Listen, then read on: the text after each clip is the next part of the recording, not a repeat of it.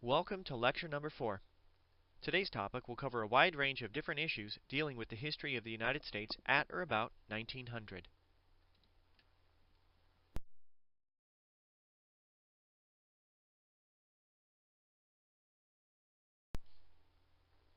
There are a few themes to be addressed in this lecture. First, we'll investigate daily life for many people in the United States at the turn of the previous century. Life for African Americans, immigrants, and farmers are just a few of the groups to be discussed. Next, we'll look at domestic politics of the 1890s, eventually leading up to the presidential election of 1896. Finally, foreign policy will be addressed as we explore the Spanish-American War. We will begin the core of this lecture by investigating the economic situation faced by many African Americans during this era. A good place to begin is with some statistics addressing the black population of the United States. In 1900, almost 9 million African Americans lived in the nation. An overwhelming majority of those lived in the American South. Below is a hyperlink to some census data offering additional information on this subject. In the 1870s, as many as maybe 15,000 African American families became exodusters as they left the Deep South and moved to Kansas in order to establish homesteads of their own. The reason why there weren't more of these families is because it took a lot of resources in order to make this journey. So most black families lived in the South, and they faced the economic situation of being sharecroppers. This developed as a compromise of sorts between former slaves and landowners in the years after the Civil War. There were a variety of characteristics associated with sharecropping in the American South.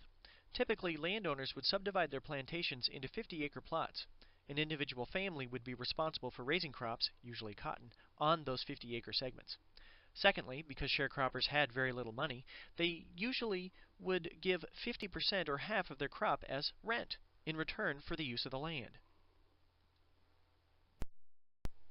This map of the Barrow plantation from before and after the Civil War demonstrates the different land uses of a plantation.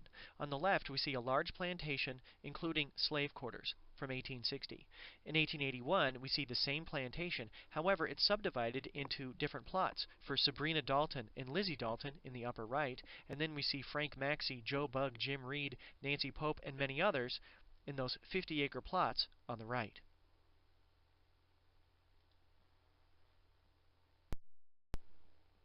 In the Deep South, about 3/4 of the land was sharecropped. By the way, most black families were sharecroppers, but there were a significant number of white families who also sharecropped the land. This map provides a visual aid demonstrating the percentage of sharecropped farms by county in the American South by the late 1800s. In most communities, sharecropping was combined with another economic system called crop lien. This very often involved merchants advancing sharecroppers a variety of different supplies on credit. Sharecroppers would need seed, tools, maybe even livestock or furniture. How about some food in order to survive until their crops came in? The problem was that the interest rates were incredibly high because sharecroppers didn't have any collateral. They might pay as much as 50% in interest for the products that they received. The problem with this economy based on sharecropping and crop lien was that it very often created a cycle of indebtedness. Poor whites as well as blacks were very often unable to escape. As we see from this visual aid on the right, this is a store owner's record of debts by a variety of different sharecroppers. This table demonstrates literacy rates in the American South in the years after the Civil War. As you can see from this table, large numbers of black Americans as well as whites were illiterate in states like South Carolina, Georgia, Alabama, Mississippi, and Louisiana. This only added to the economic woes facing people who were sharecroppers. While there were more white sharecroppers than black, by 1900, 75% of all Southern blacks lived as sharecroppers. Thus far, the lectures focused on the economic situation facing many African Americans at the turn of the century. We'll now explore the system of segregation in the United States and its legal basis. The court case Plessy v. Ferguson was one of the most important and controversial rulings ever handed down by the Supreme Court. It involved a law in the state of Louisiana that required that all railroad cars be segregated on the basis of race. A man by the name of Homer Plessy sued, and he claimed that this wasn't equal treatment under the law. Eventually, the Supreme Court issued a ruling in 1896. By an 8-to-1 margin, the Supreme Court ruled that separate facilities for people of different races were legal, as long as they were equal in quality. This gave us the so-called separate but equal doctrine. That separate but equal ruling allowed local communities to pass their own segregation laws. These were called Jim Crow laws, and they established legalized segregation all over the United States, whether it be in the South, the North, the West, or the East. And just about everything was segregated: hospitals, theaters, courtrooms, schools, cemeteries, and many other items. On the right, we see an image from a little bit later in the 20th century, but what we see is a Coca-Cola dispenser, and they're encouraging people to purchase their product. However, white customers only. Black Americans also had to be concerned about violence, or at least the threat of violence, with organizations like the Ku Klux Klan or the White League, as shown in these images here.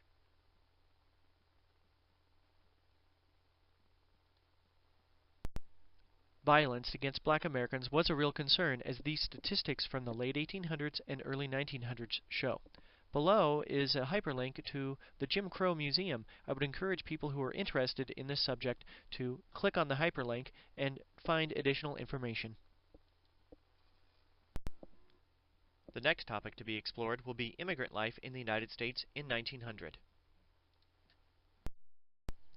I think the best way to approach the issue of immigration is to first look at some statistics. Between 1840 and 1860, about 4 million immigrants entered the United States. Between 1860 and 1890, this had jumped to 10 million. Between 1890 and 1920, 18 million immigrants entered the United States. And one of the things that's interesting about this latter period is that these were so-called new immigrants, immigrants from eastern and southern regions of Europe. This figure demonstrates the so-called changing face of American immigration from 1865 to 1920. During the first 50 years or so of this, we see that immigration is dominated by so-called old immigrants, people coming from northern and western Europe. Later, in the orange areas, we see so-called new immigrants from Italy, Greece, maybe even parts of Russia or Eastern Europe. In some cases, new immigrants and old immigrants clashed. In order to process these increasing numbers of immigrants arriving in the United States, a new location was opened in 1892. This was called Ellis Island. It's a great place to visit if you have the opportunity, but if you don't, I've got a hyperlink below to the website. This map identifies the numbers of foreign-born whites versus native-born whites by county in the United States in 1910. Notice the yellow areas. Those are areas where fewer than 5% of the population was born outside of the United States.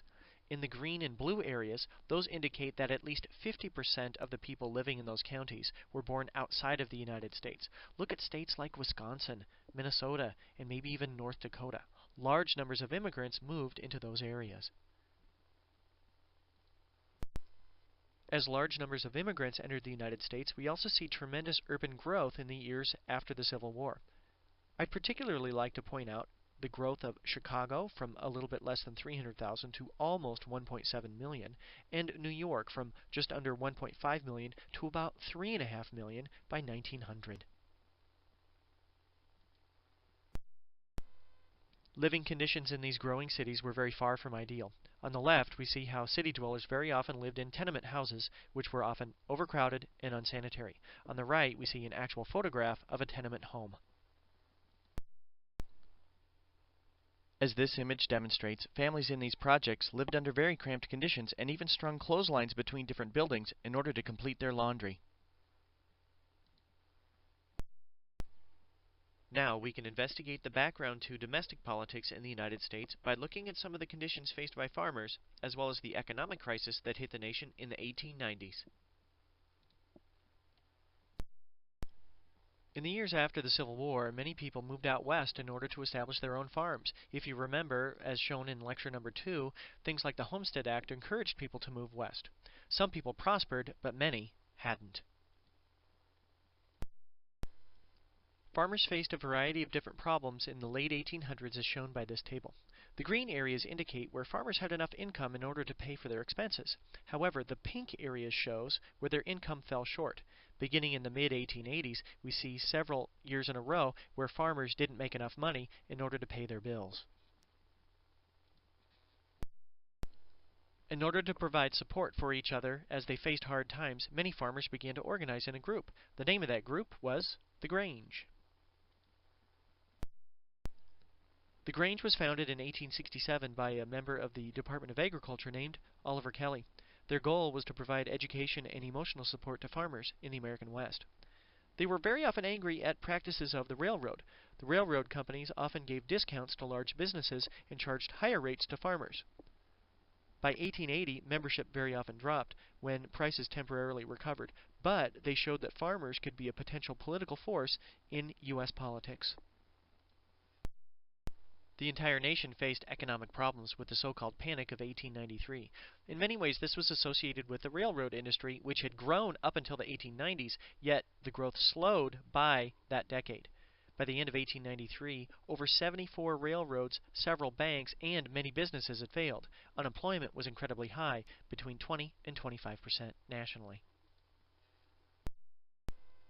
Many demonstrated their anger at the lack of government involvement to help by joining Coxey's army. He and a group of many others demanded that the government sponsor a system of public works in order to bring those unemployment levels down. They marched to Washington, D.C., however he and many others were arrested for trespassing, and it disbanded.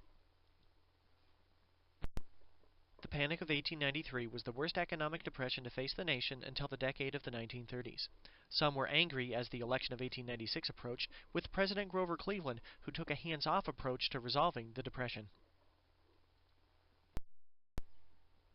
The election of 1896 was held in the backdrop of the failing economy.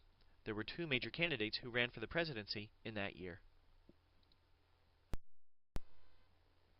The Democratic candidate in this election was William Jennings Bryan. He was a member of Congress from Nebraska and also quite young. He was only 36 years old.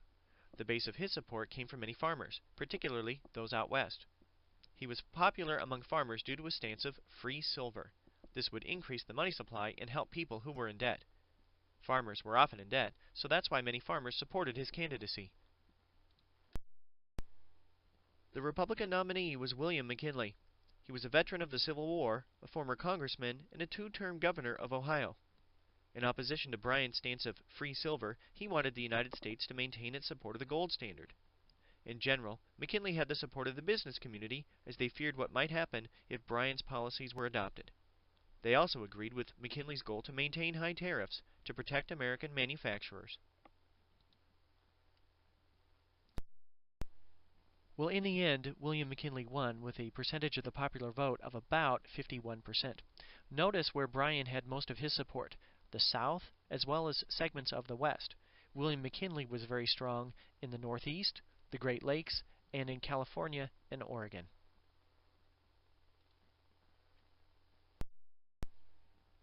The lecture's focus will now switch to some of the key issues surrounding the nation's foreign policy of this era. We'll begin with some background to the Spanish-American War. The Spanish-American War took place in 1898, and as the title would suggest, it was fought between the Americans and Spain. However, the controversy between the two countries really was over conditions faced in Cuba. Cuba was a Spanish colony, and the American people were very sympathetic to the Cubans as they were fighting a revolution against this colonial power. The President of the United States during this time was William McKinley. Now, the reason why the American people even knew about what was going on in Cuba is because of the so-called Yellow Press. These were a series of journalists who often stretched the facts in order to sell newspapers. There were two major newspapers, the New York World and the New York Journal, who were engaged in a titanic duel of circulation as they tried to sell newspapers to the American people. They began to report many of the atrocities, some of which were true, some of which weren't, which were taking place in Cuba. The New York World was run by Joseph Pulitzer, and the New York Journal was operated by William Randolph Hearst.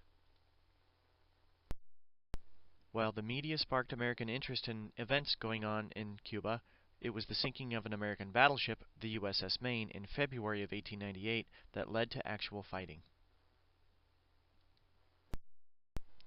The Maine was located in Havana Harbor, as shown in this map, in early 1898 when an explosion rocked the ship. At the time, it was believed that the Spanish had mined the harbor, causing the deaths of over 200 Americans. However, it's now believed that an internal explosion, probably from the boiler room, was the cause of the Maine's demise. But at the time, the true cause of the explosion was unknown. Combat took place in both the Philippines and Cuba. Under the direction of Admiral Dewey in May of 1898, U.S. forces steamed into Manila Bay and either captured or destroyed all 10 Spanish ships at the cost of only 1 American life. U.S. troops then occupied Manila by mid-August.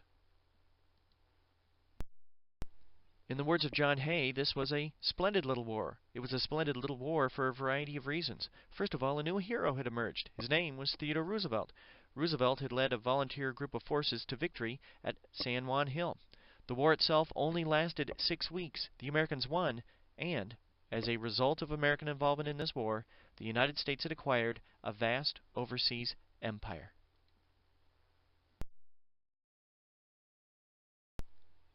This map identifies several areas outside of the contiguous United States that were acquired by the U.S. in the late 1800s. The best examples as a result of the Spanish-American War would include the Philippines, Guam, and Puerto Rico. Some may have described this as a splendid little war. However, all war comes with some level of cost. Fewer than 400 Americans died in combat, but over 5,000 died from disease or other ailments. American involvement in the Spanish-American War demonstrated that the U.S. military was woefully unprepared. The U.S. was acting like many other European nations with its acquisition of territory like the Philippines or Puerto Rico. However, some argued that this violated the principles of the Declaration of Independence, upon which the United States had been formed in the late 1700s. Now that the core of the lecture has been completed, we can review some of the main issues which were discussed. Well, this lecture has covered a lot of different topics, one of which was daily life. Life was difficult for many immigrants and farmers at the turn of the century. However, black Americans very often faced sharecropping and legalized segregation.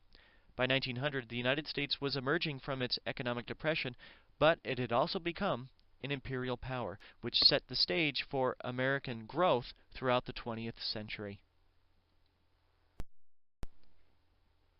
Well, this concludes Lecture 4 for this class, The United States at 1900. I hope you learned something new today. The next few slides will show some of the sources used for this lecture, as well as some additional hyperlinks to find more information on these topics. Have a great day.